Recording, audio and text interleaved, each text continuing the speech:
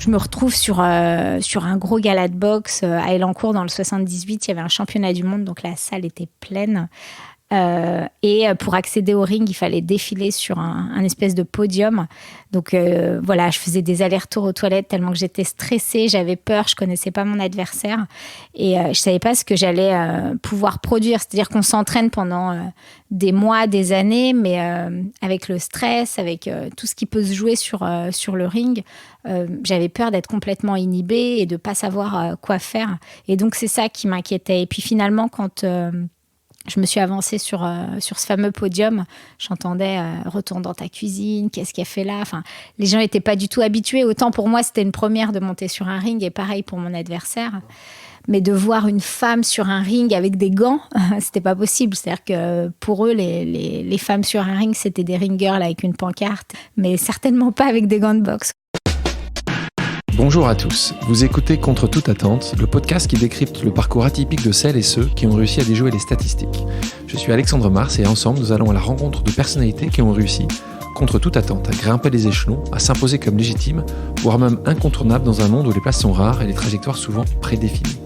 Bienvenue, c'est Contre toute attente. Mon invitée est une battante, dans la vie comme sur le ring. Elle a passé sa vie à éviter les coups et à boxer les préjugés.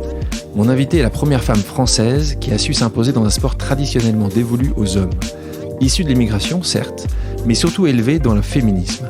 Quartier populaire, oui, mais pas de misérabilisme qui tienne. Avec 265 combats à son actif, un record en France aussi bien chez les femmes que chez les hommes, mon invitée sait prendre et rendre des coups. Championne de boxe, vous l'aurez compris, mais aussi maman, chef d'entreprise et ardente défenseuse des droits des femmes. Elle est au micro de Contre toute attente aujourd'hui pour nous parler de ses combats de femmes. Bonjour Sarah Ouramoun. Bonjour. J'ai envie de commencer cet entretien par une de tes phrases qui m'a particulièrement marqué. Tu dis « Mon plus grand combat, ça n'a pas été les Jeux Olympiques, ça a été de me faire accepter dans un milieu d'hommes. » Est-ce que tu penses que c'est un pari gagné ? C'est un pari complètement gagné. Oh, wow. Ouais, ça a pris du temps, mais c'est un pari gagné. Comment tu définis qu'il est gagné ? Il est gagné parce que justement, je suis allée aux Jeux Olympiques, j'ai pu monter sur un ring et surtout choisir mon chemin sans me laisser impacter par tout ce que les autres pouvaient penser, par tout ce qu'on pouvait me dire et par toutes les barrières et tous les freins que j'ai pu rencontrer. Quand tu commences la boxe, donc pour comprendre quand tu as été finalement sur le ring aux Jeux Olympiques, la compétition, il faut s'en souvenir, est interdite aux femmes. Interdite. En 96, quand je découvre la boxe, c'est interdit aux femmes. Alors, on pouvait accéder à des salles de boxe quand les entraîneurs l'acceptaient, ce qui était très rare. Moi, j'ai eu la chance de tomber sur un entraîneur, Saïd, très compréhensif, qui m'a ouvert la porte de sa salle et qui m'a tout appris, d'ailleurs. Et là, toi, tu rentres à 14 ans. J'ai 14 ans quand je découvre la boxe. Je me pose pas la question de savoir si j'ai le droit ou pas de pratiquer cette discipline parce que j'ai toujours tout fait avec mon grand frère. Donc voilà. Mais ton grand frère était allé dans la salle ? Il était allé dans une autre salle de boxe, d'accord. Il l'avait pas aimé. Et donc moi, je me suis pas posé la question. Je me suis dit, il y a pas de raison. Puisqu'il l'a fait, je devrais pouvoir le faire. Exactement. Sauf que ça n'a pas été le cas. C'était un peu plus compliqué. Et donc, ta première compétition officielle, c'est en 99 ? 3 ans après. 3 ans après. Comment tu le vis cette première fois ? Première fois que tu montes vraiment, c'est officiel. C'est officiel. C'est-à-dire que je me rends pas compte que finalement, c'est la place de la femme qui est en train de bouger. Pour moi, c'était un combat comme un autre avec beaucoup de stress. Je découvrais cet univers de la compétition. J'avais envie, depuis des années, de vivre cette expérience du ring, du combat, parce que je voyais tout le monde s'entraîner, se préparer, aller au combat hyper fier et revenir, quel que soit le résultat, mais avec une vraie fierté. Et c'est ça qui m'animait, c'est-à-dire que j'avais envie de découvrir ce que c'était. C'était vraiment une curiosité. Et donc, je me retrouve sur un gros gala de boxe à Elancourt dans le 78. Il y avait un championnat du monde, donc la salle était pleine. Et pour accéder au ring, il fallait défiler sur un espèce de podium. Donc voilà, je faisais des allers-retours aux toilettes tellement que j'étais stressée, j'avais peur, je connaissais pas mon adversaire et je savais pas ce que j'allais pouvoir produire. C'est-à-dire qu'on s'entraîne pendant des mois, des années, mais avec le stress, avec tout ce qui peut se jouer sur le ring, j'avais peur d'être complètement inhibée et de pas savoir quoi faire. Et donc c'est ça qui m'inquiétait. Et puis finalement, quand je me suis avancée sur ce fameux podium. J'entendais retourne dans ta cuisine, qu'est-ce qu'elle fait là. Enfin, les gens n'étaient pas du tout habitués. Autant pour moi, c'était une première de monter sur un ring, et pareil pour mon adversaire. Mais le public. Plus de 20 ans de ça, c'est pas hier. Hein.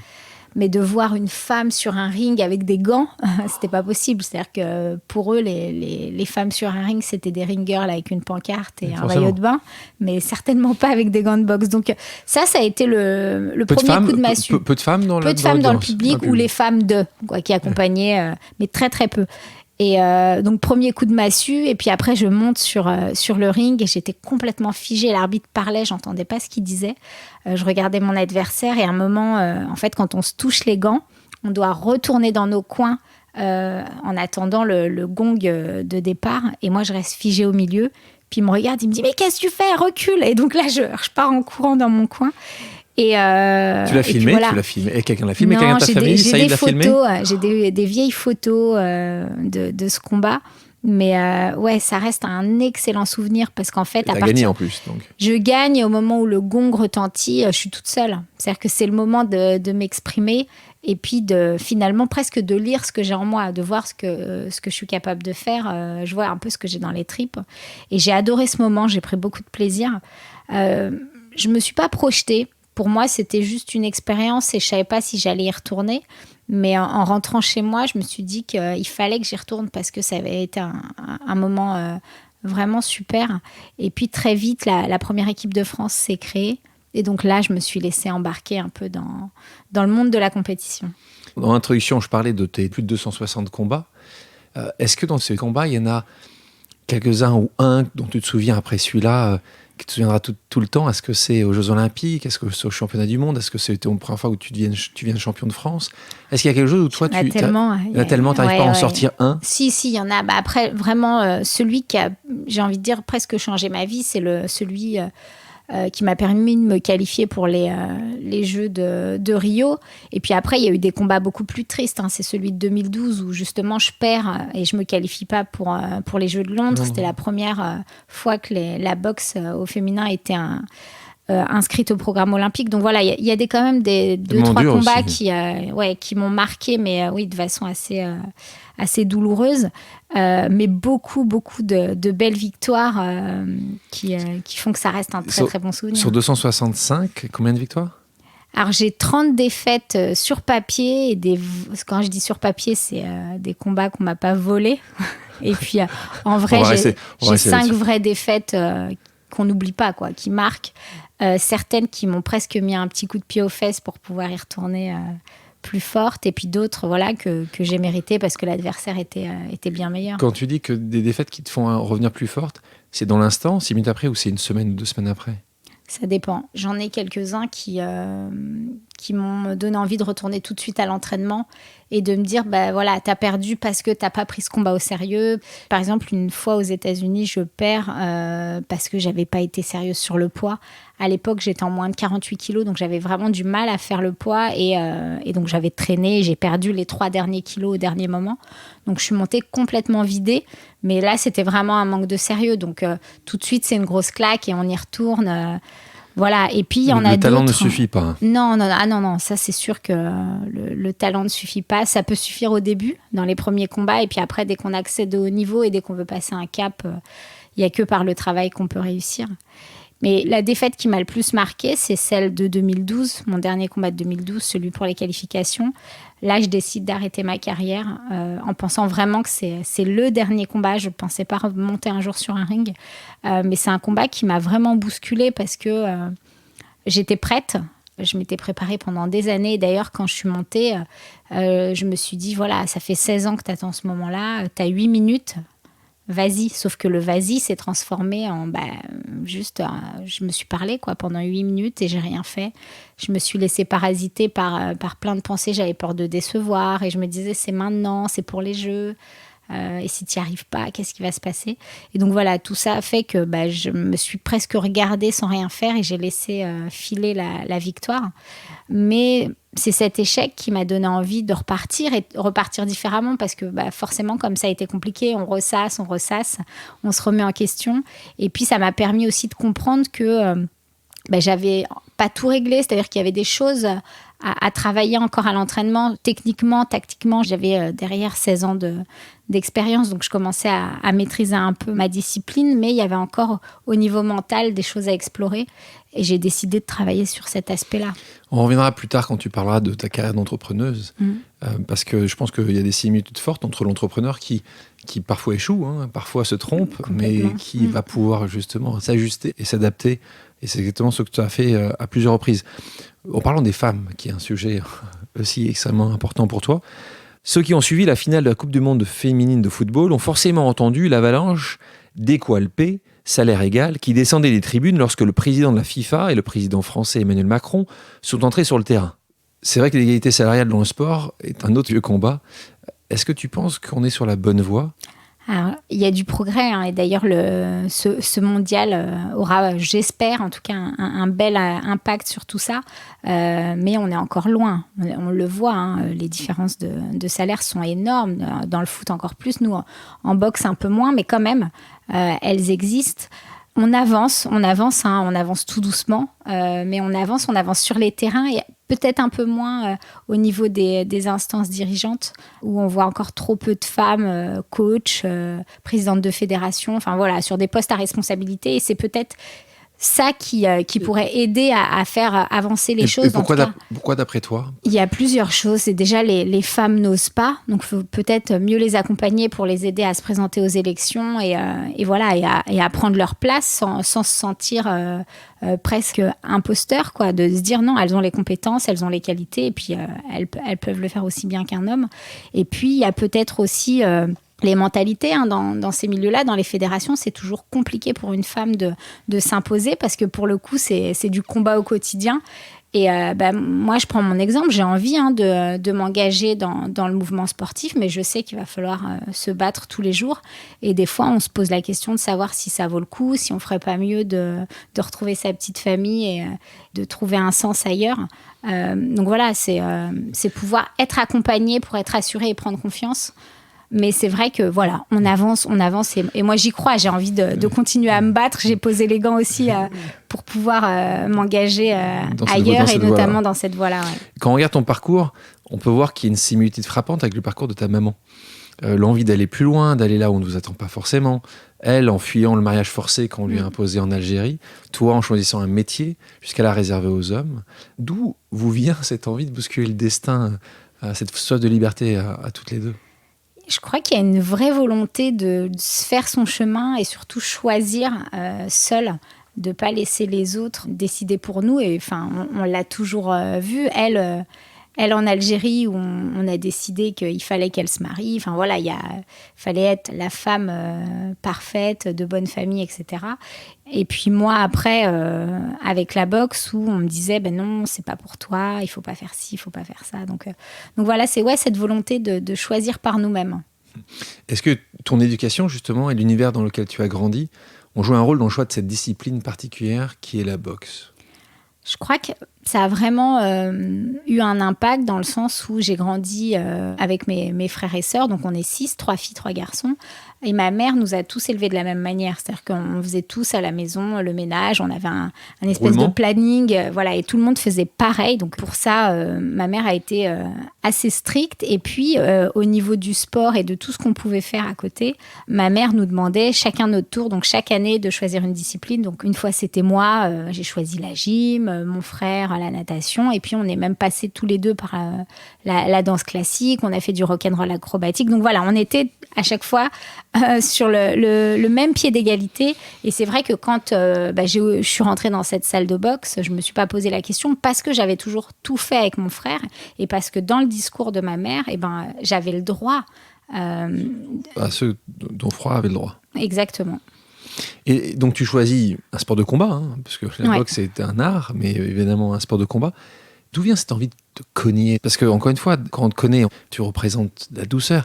Où tu arrives à puiser cette hargne ? En fait, j'ai fait beaucoup de sports de combat. Je suis passée par le judo, le taekwondo et puis après, la boxe. Tu le faisais en parallèle ou avant 14 ans, tu avais déjà essayé le judo ? J'avais déjà essayé plusieurs autres disciplines de combat, mais il n'y a jamais eu il n'y a jamais eu d'agressivité ou d'envie de faire mal.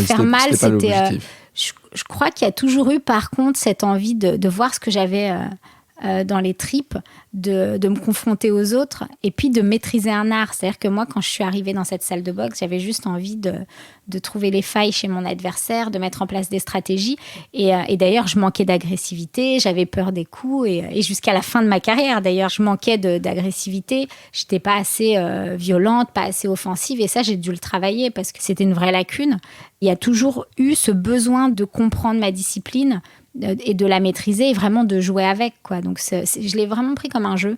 Ouais, plus. Donc, très stratégique, très... Complètement. Mais surtout pas de la volonté, comme certains peuvent presque avoir, comme un... Non, de détruire son adversaire. Comme un jeu d'échecs en me disant, je vais me placer d'une certaine manière pour faire réagir mon adversaire et je vais... Mais donc, quand ton adversaire, quand tu arrives un nombre de fois assez important sur le ring... Bon, évidemment, tu étudies ton adversaire. Certainement, plus les années ont passé, plus tu avais la capacité de voir ses analyses. Donc, toi, c'était pas la volonté de te dire je vais le détruire, je vais lui marcher dessus. C'était beaucoup plus, encore une fois, un jeu. Et tu as eu cette peur ? Cette peur, elle t'a accompagnée à chaque fois ? La ou elle peur, n'existait pas ? Non, la peur m'a accompagnée à chaque combat. Et ça, jusqu'au bout. Hein. D'ailleurs, on le dit souvent en boxe, c'est que si tu n'as pas peur, tu vas pas être assez attentif. Tu as peut-être trop confiance et du coup... c'est pas bon. Mais en tout cas, moi, j'ai toujours eu cette peur. Tous les combats, même là où tu as perdu, j'ai toujours eu peur. Pas peur de l'autre, mais peur de mal faire, peur de ne pas maîtriser mon corps, de ne pas trouver les solutions. Ça a été surtout ces peurs-là. Mais j'ai jamais eu de haine, de colère envers l'autre. C'est-à-dire que j'avais en face un adversaire. Pour moi, c'était un adversaire rouge ou bleu, mais je voulais pas forcément savoir qui c'était, d'où il venait. C'était une personne qui allait me permettre de mieux me connaître, de m'aider à me dépasser, à m'exprimer. C'était surtout ça, mais il n'y a pas d'émotion. Et d'ailleurs, il ne faut pas en avoir parce qu'après, on perd en lucidité et on n'arrive plus à construire sa stratégie. Pour ceux qui ont regardé Rocky 1, 2 ou 3 ou 4 même, en fait, non. Et la volonté, c'est pas forcément de détruire son adversaire. Non. Non, c'est mauvais. D'ailleurs, très souvent, quand on exprime comme ça un peu de haine, de colère, ça c'est dans les débuts, en fait. Quand on ne sait pas encore gérer ses émotions. Et on fait beaucoup d'erreurs. Et en boxe, on se fait punir tout de suite. Donc, on apprend justement à tempérer, à être beaucoup plus lucide pour comprendre, pour analyser. Je pense que l'intérêt qu'il y a dans les sports, c'est que tu peux toujours trouver quelqu'un de meilleur que toi. À part quand tu es Kevin Mayer, cette star du décathlon, lui, il est quand même meilleur que beaucoup de gens dans beaucoup de disciplines. Mais si tu mets Kevin Mayer de côté, l'intérêt en plus du sport de combat, et la boxe en est un, c'est que tu perds cette lucidité quand tu penses vraiment que tu es meilleur. Là, quand tu ne l'es pas, tu te fais punir tout de suite. Et les coups te remettent vraiment à ta place. Moi, j'avais pas envie que le système choisisse la fin de ma carrière et m'oriente vers la sortie. Tu parlais de se connaître soi-même. Souvent, le sportif ou l'entrepreneur va pouvoir faire un peu plus ou différemment parce qu'il va avoir sa propre faille, qu'il va vouloir essayer de combler. Ou... Toi, quand tu as travaillé sur toi-même, tu as réussi à la trouver, cette faille ? Tu as réussi à la définir ? Je crois qu'il y a toujours eu ce sentiment d'insatisfaction, c'est-à-dire l'envie de maîtriser encore plus. Et puis, on n'arrive jamais au bout de la maîtrise de son art. Donc, tous les jours, c'était aller à la salle pour progresser, pour faire juste un pas. Et ça m'a porté vraiment jusqu'au bout. Et je me suis rendu compte qu'après 22 ans de pratique, j'avais encore plein de choses à apprendre. C'est extrêmement cérébral, ce que tu me fais comme réponse. Là, en gros, on peut s'améliorer, mais à un moment ou à un autre, quand tu te lèves à 6h du matin avant d'aller à l'école, après l'école, tu vas encore retourner à la salle, c'est parce que tu dis, tu as envie de réussir là, tu as envie d'être la meilleure, tu as envie que ça soit une sortie potentielle pour toi. Est-ce qu'il y a quelque chose qui t'a animé ?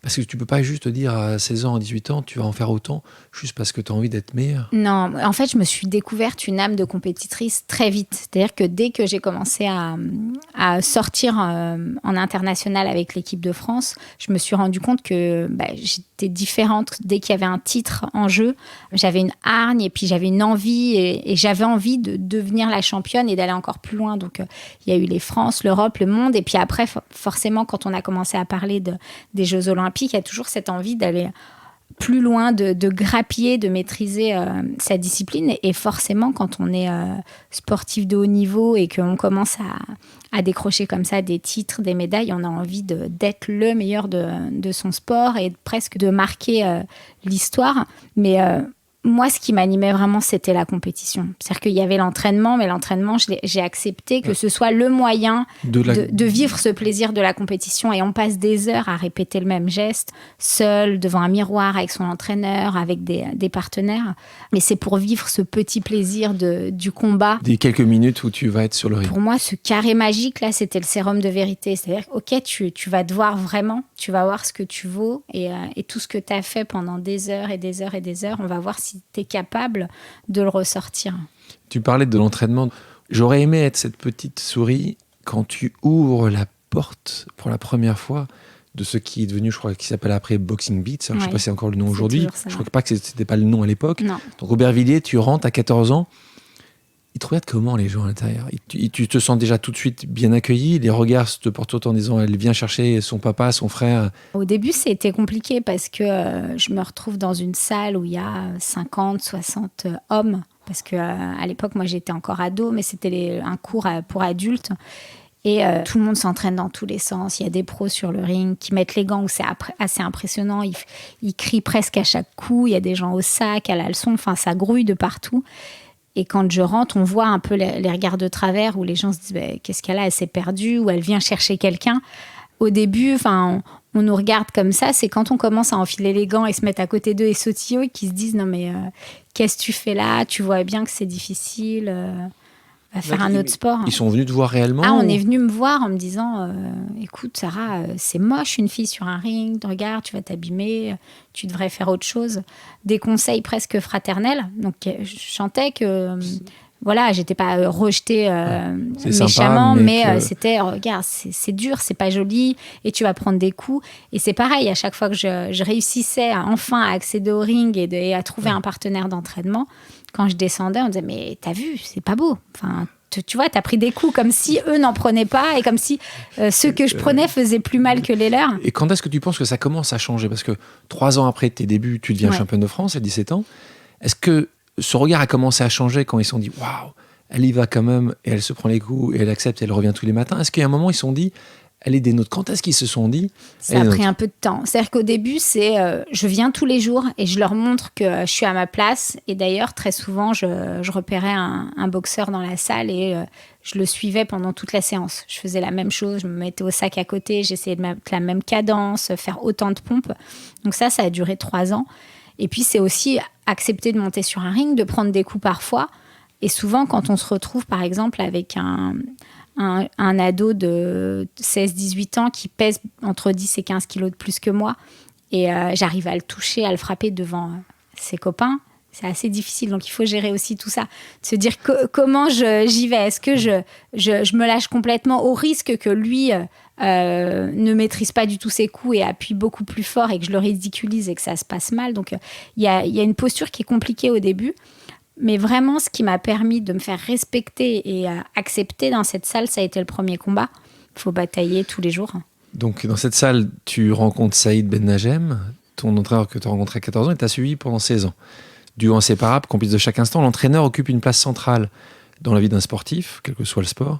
Il est souvent difficile de mettre des mots sur cette relation. Toi, comment tu la décrirais, cette relation de 16 ans? C'est une relation très particulière parce que Saïd, je l'ai considéré très vite presque comme mon deuxième père. Il m'appelait ma fille et puis c'est vrai que dans le milieu de la boxe, on est très proches dans le sens où on se retrouve très souvent seul avec son entraîneur. C'est de l'entraînement à 2 sur un ring où on est proche, il y a une vraie proximité. Et puis moi, il connaissait toute ma vie, il connaissait ma famille, il venait chez moi. Il faisait aussi le lien entre la salle et la maison. C'est-à-dire que ma mère n'était pas forcément d'accord au début pour que je boxe et c'est lui qui venait. Quand elle t'accompagnait, je vais en parler parce que je ne suis pas sûr que tu vas en parler, c'était assez drôle. On le sait, mais ta maman t'accompagnait et elle essayait d'aller dissuader Saïd de continuer à t'entraîner. C'est ce qu'elle faisait, c'est ça? Ouais, elle débarquait des fois à la salle et elle regardait un peu ce que je faisais. Et puis elle disait, mais non, il ne faut pas la garder, dis-lui de partir. Puis Saïd lui disait, non mais madame, ne vous inquiétez pas, regardez, je ne suis pas abîmée. Il lui montrait son visage, ses arcades pour la rassurer. Puis au bout de quasiment 1 mois, elle a fini par céder en pensant que je n'allais pas tenir. Continue. Et puis au bout d'un moment, elle a vu que ça devenait sérieux pour moi, mais je crois qu'elle ne mesurait pas l'importance et ça m'allait très bien. C'est-à-dire qu'elle pensait que c'était presque comme du tennis de table ou du foot, c'est-à-dire qu'on c'est pas grave, on perd un combat, c'est comme si on perdait un match, sauf que c'est pas du tout le cas. Mais c'était très bien. Et ça, elle a compris que la boxe avait pris une place très importante dans ma vie. Presque 10 ans après, dans un reportage où on me voit sur un championnat du monde, dans les vestiaires. Et là, elle s'est dit, waouh, ok, j'imaginais pas ça. Pour moi, c'était un sport, mais c'était pas une passion. C'était pas. Enfin, moi, je construisais vraiment ma vie autour de cette passion, même si l'école était importante. Enfin, voilà, il y avait plein de choses qui tournaient autour, mais la boxe, c'était. Elle venait souvent te voir en combat ? Elle venait quand c'était en France, D'accord. mais c'était un jeu. Et je lui expliquais qu'on ne joue pas à la boxe, on ne dit pas « je joue à la boxe ». On peut jouer au foot, on peut jouer au basket, mais malheureusement, on ne joue pas à la boxe. C'est son corps qu'on met en jeu, on prend des coups. Et au-delà des douleurs physiques qu'on peut avoir, quand on perd un combat, c'est presque une humiliation. Enfin, on prend des coups devant tout le monde et puis on s'en veut, quoi. C'est difficile à digérer. Hein. On parlait de Saïd, 16 ans, vous avez décidé d'arrêter. Comment tu arrives, après tant d'années, à arrêter une collaboration qui avait l'air si positive ? À quel moment tu décides ça ? En fait, c'est venu assez tôt. C'est-à-dire que je deviens championne du monde en 2008. Et les mois qui ont suivi, je me suis rendu compte que Saïd restait un peu sur ses acquis. On commençait à parler des Jeux de Londres en 2012. Moi, j'avais une rage de vaincre. Enfin, j'avais vraiment envie d'y aller à ces Jeux. Et j'ai tout donné pendant 4 ans. Et je sentais que... il n'était pas au niveau, c'est-à-dire que pour lui, c'était du tout cuit. J'étais numéro 1 mondial, voilà, c'est vrai que je gagnais mes combats, etc. Mais pour moi, ce n'était pas suffisant. Et par fidélité, par respect pour lui, je suis restée dans cette salle parce que c'est lui qui m'a tout appris et il était hors de question pour moi de vivre cette expérience sans lui.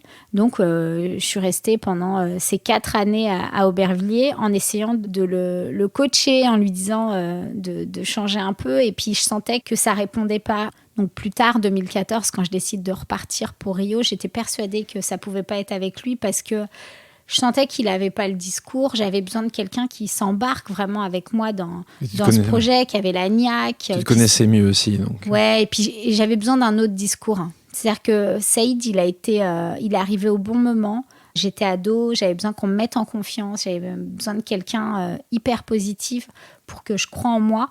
Parce que lui, à chaque fois, il me répétait « c'est super ce que tu fais, tu vas être une championne, etc. » Mais à 32 ans, c'était plus le discours qui te faisait avancer. Exactement. Saïd est toujours à Aubervilliers ? Toujours à Aubervilliers, Génial. Toujours passionné, il continue à entraîner. Ouais. Les auditeurs ne le savent peut-être pas, mais tu as fait aussi 10 ans de peinture. Ouais. Alors ta maman s'est saignée pour que tu sois dans les meilleures conditions possibles, parce qu'en effet, il y a du matériel à acheter. Comment elle a réagi quand tu troques justement tes pinceaux pour des gants de boxe ?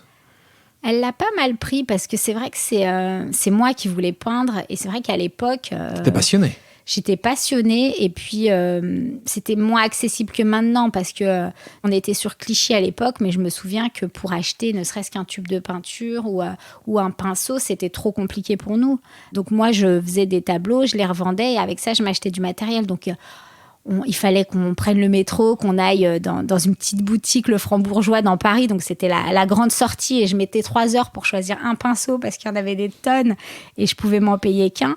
Mais elle m'a accompagnée dans cette passion. Et quand j'ai décidé d'arrêter pour la boxe, je lui ai expliqué que c'était juste une pause, que c'était pas un abandon, que j'arrêtais pas complètement, que voilà, c'était une période où j'avais besoin d'aller vers d'autres univers. Mais c'est vrai qu'elle m'a toujours accompagnée. Alors, je voyais bien que c'était compliqué parce que je me retrouvais dans une école de dessin avec un super maître italien et ça coûtait une fortune. Et des fois, elle se saignait pour me payer un cours dans un institut parisien et elle m'attendait dehors comme ça. Enfin, voilà, elle m'a vraiment beaucoup encouragée. Sur le moment, tu te rendais compte aussi qu'elle se saignait Non. Je m'en rendais compte. Je le savais et je lui demandais d'ailleurs de ne pas le faire. Je lui demandais parce que, acheter un petit tube de peinture, c'est enlever une paire de baskets à un de mes frères.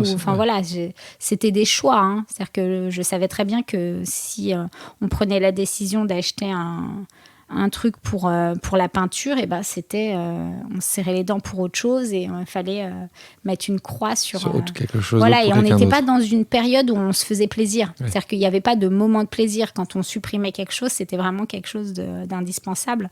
Mais je crois qu'elle y croyait aussi parce qu'elle voyait que j'étais passionnée. Et puis, je me débrouillais en allant voir. Il y avait les voisins, les voisines qui avaient un chat, un chien. Je leur disais, je vous fais le portrait de... J'allais voir mon dentiste. Enfin, voilà, je prenais des commandes à droite, à gauche.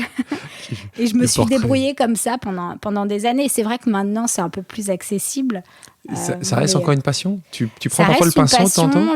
Alors, j'ai repris le pinceau pendant ma carrière de boxeuse sur certaines périodes où j'avais besoin un peu de me poser. Et puis après, je suis allée vers d'autres outils, on va dire. Je suis allée plus vers le pastel pour aller plus vite parce qu'à l'époque, je faisais de la peinture à l'huile. Et donc, ça prend un temps fou pour produire un tableau. Et c'est vrai que c'était complètement en décalage avec mon âge parce que j'ai commencé à 6 ans. Et donc, je me retrouvais avec des adultes et des retraités. Et d'ailleurs, parfois, on me demandait de sortir parce qu'on travaillait sur modèle nu. Donc, je me retrouvais dans une salle toute seule devant une carte postale à reproduire. Mais non, ça reste une passion. Alors, voilà, j'irai pas aussi loin qu'avec la boxe, mais c'est un petit plaisir. On a eu la chance d'avoir un galériste, un célèbre galériste qui s'appelle Kamel Menour, qui est un galériste qui a aussi un autre contre toute attente, qui a défié pas mal de statistiques pour réussir. Et c'est vrai qu'il faudra qu'on lui demande que tu nous montres tes pastels pour voir s'il pourrait les mettre dans ses galeries. Ouais. Dans ton livre « Mes combats de femmes », tu expliques que tu arrêtes tes études après ton doc de STAPS. Tu ne veux pas devenir entraîneur parce que, je te cite, tu n'imagines pas accompagner un boxeur, tout faire pour qu'il soit à son meilleur niveau en sachant que le système peut le briser. Toi, tu dirais que Sarah Ohamoun a été brisée ? Non, au contraire. Ce système nauséabond là, m'a donné la rage de vaincre. Et justement, c'est un peu dans la même lignée que le fait de vouloir choisir son destin. Moi, je n'avais pas envie que le système choisisse la fin de ma carrière et m'oriente vers la sortie parce que c'est ce qui se passait pour beaucoup de boxeurs et de boxeuses. Quand on monte sur un ring et qu'on sait que...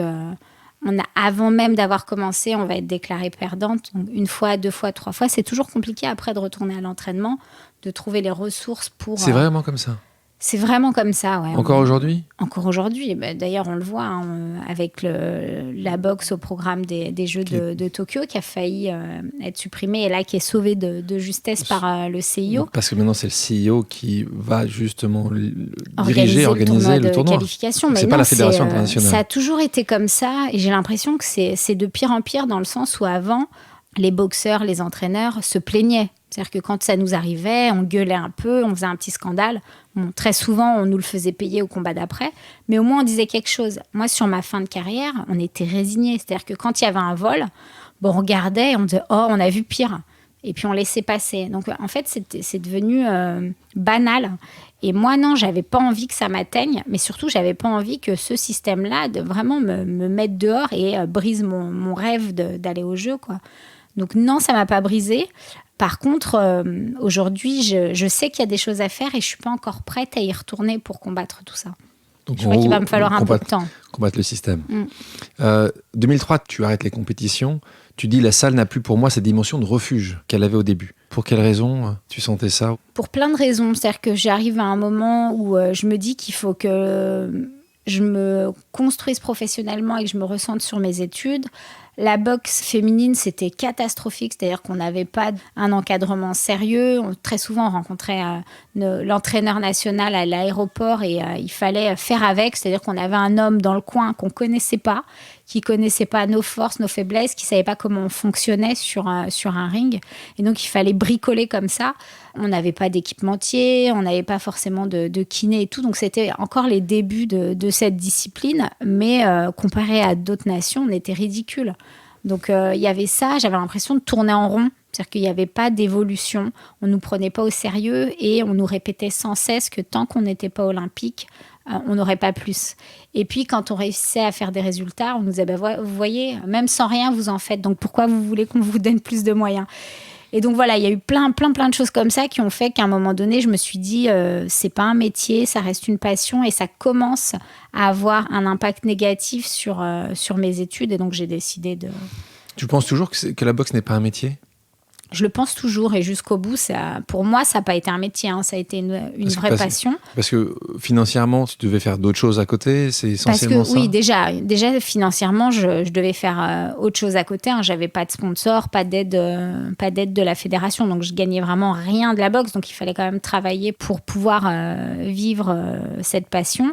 Mais en même temps, j'avais pas envie de me réduire juste à la boxe. J'avais besoin d'avoir plein d'autres activités à côté.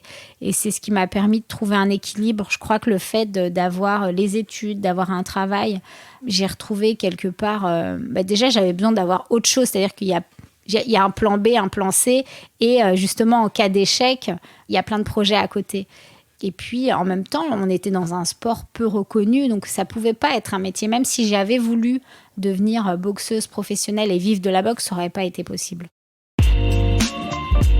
La chose qui rassure aussi dans l'entrepreneuriat, c'est qu'on peut exister même si on n'est pas numéro 1, ce qui n'est pas le cas dans le sport et encore moins en boxe. Tu gagnes ou tu perds, hein. T'as qu'un champion sur le ring. 2013, événement très important. Tu deviens maman pour la première fois. Et donc là, tu décides de faire un break. Ouais. Donc c'est Aïna, c'est ça ? Aïna, oui. Aïna, et tu as aussi une petite Mia. À ce moment-là, tu décides de revenir en 2014 pour donc préparer les JO de Rio. Évidemment, comme tu l'as dit précédemment, tu n'as pas réussi à te qualifier pour ceux de Londres. Et donc là, à ce moment-là, la fédération te pousse à oublier ton rêve. Prétextant que tu as 32 ans, que ta grossesse t'a vite diminué physiquement. Malgré ces réticences, c'est grâce au financement participatif, donc ça c'est intéressant de l'indiquer. Tu y vas et donc tu ramènes pour la France, Cocorico, la médaille d'argent. C'est la meilleure des réponses pour toi ? Comment ça s'est passé à ce moment-là ? Est-ce que la fédération l'a compris ? Comment tu as vécu justement ce post-Rio ? Le post-Rio, ça a été forcément merveilleux hein, parce que je suis allée au bout de mon rêve et ça a été 2 ans de vrais combats, de doutes, de moments où tout le monde te dit que tu n'y arriveras pas, que ça ne sert à rien. Donc c'est 2 années où j'ai dû me protéger et en même temps rester concentrée sur mon objectif. Quand je reviens de Rio, la fédération, forcément, me suit, y croyait. mais c'est arrivé très tard. Honnêtement, je pense que la fédération a fait plusieurs erreurs après ces Jeux. C'est-à-dire qu'ils n'ont pas réussi à capitaliser sur les 6 médailles, sur la team solide. J'ai pas de rancœur envers la fédération dans le sens où je peux comprendre, j'arrive, j'ai 32 ans, ma fille, elle avait 6 mois, j'ai lancé ma boîte, 2 ans sans boxer. On est à 2 ans des Jeux, il y avait déjà des filles qui se préparaient pour cette Olympiade. Je viens bousculer tout ça. Je peux comprendre qu'ils n'y croyaient pas. Là où c'est dommage, c'est vraiment qu'ils ne nous aient pas utilisés pour faire en sorte de développer encore plus la boxe après ces Jeux. On aurait pu trouver des arrangements. Moi, j'ai vécu mon rêve et je sais que c'est en regardant d'autres champions aussi que ça m'a donné envie d'y croire et de vivre les émotions de ces Jeux, des challenges, des compétitions. Et donc, je le savais pertinemment qu'en revenant avec une médaille, j'avais une nouvelle responsabilité.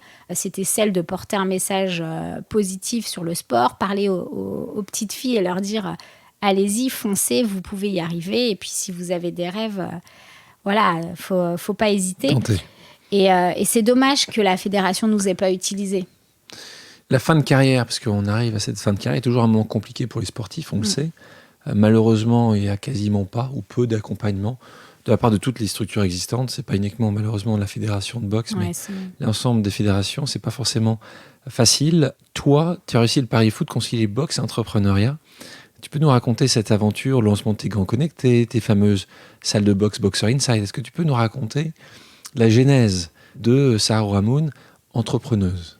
J'arrête la boxe en 2012. À l'époque, j'étais à Sciences Po et je me retrouve dans un séminaire qui s'appelle Initiation à l'entrepreneuriat, qui était dirigé par Jacques-Henri Hérault, l'actuel président de l'OM. Et dans ce séminaire, il y a plein d'entrepreneurs qui viennent raconter un peu leur parcours. Et je me rends compte que c'est par l'entrepreneuriat que je vais me reconstruire, parce qu'il y avait encore cette douleur de l'échec aux qualifications des Jeux de Londres. Il y avait aussi cette expérience de sportive, de boxeuse que j'avais, et que surtout j'avais cette envie de capitaliser dessus. Je ne savais pas trop quoi faire, parce que à part être entraîneur, voilà, il y avait que ça, et moi j'en avais pas du tout envie. Et je me suis dit qu'il fallait que je réfléchisse à un projet autour de la boxe, l'entrepreneuriat. Et donc, voilà, j'ai lancé plein de trucs, des gants de boxe connectés, salles de boxe, des programmes en entreprise, justement, où l'idée, c'était vraiment d'utiliser la boxe comme un outil de développement personnel. Et c'est vrai que le sport m'a aidée dans ce projet, parce que j'ai osé. La grosse différence, c'est que quand tu es sportif, tu es accompagné. Tu passes 99% de ton temps à l'entraînement, et puis après, tu pars au combat. Là, je me suis retrouvée seule face aux concurrents directs. Et donc, tu es au combat 99% de ton temps. Exactement. Ça, c'est la grosse différence. Et puis, la chose qui rassure aussi dans l'entrepreneuriat, c'est qu'on peut exister même si on n'est pas numéro 1. Ce qui n'est pas le cas dans le sport, et encore moins en boxe. Tu gagnes ou tu perds. Hein. T'as qu'un champion sur le ring. Alors que dans l'entrepreneuriat, je me disais, mais c'est pas grave, même si je suis pas la meilleure dans mon secteur, je peux m'épanouir, et je peux être fière de ce que j'ai pu mener. Et quand tu regardes justement les quelques années passées maintenant, depuis que tu étais à ce séminaire ou à Sciences Po avec Jacques-Henri Hérault, qui est d'ailleurs un entrepreneur, parce qu'avant d'être président de l'Olympique de Marseille, c'est un entrepreneur. Comment tu le vois justement ces dernières années? T'as énormément appris. Justement, tu aurais dû imaginer avoir un entraîneur avec toi sur ces sujets-là. Est-ce que tu penses qu'à chaque fois, la prochaine va être encore meilleure parce que tu auras appris tellement ces dernières années? Continue à penser qu'il faut tester, il faut tenter. Est-ce que tu as pour nos auditeurs, des petites choses que tu pourrais partager en disant, voilà, ça c'est vrai que j'aurais pas dû le faire, ou ça c'est comme ça qu'il faut faire? Disons que j'ai appris plein de choses. J'ai fait plein d'erreurs. Et d'ailleurs, Jacques-Henri m'a beaucoup accompagnée. Aujourd'hui, je fonctionne un peu de cette manière. C'est-à-dire que j'ai plein d'idées, plein de projets en tête. Je les lance, je vois ce que ça donne. Et le projet qui grandit, je continue à l'arroser, on va dire. Mais j'hésite pas à tester, à me lancer, et surtout à faire les choses, même si toutes les conditions ne sont pas réunies.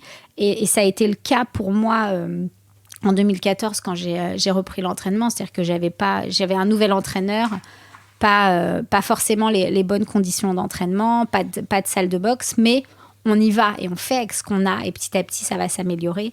Et tant qu'il y a la volonté, on arrive à avancer.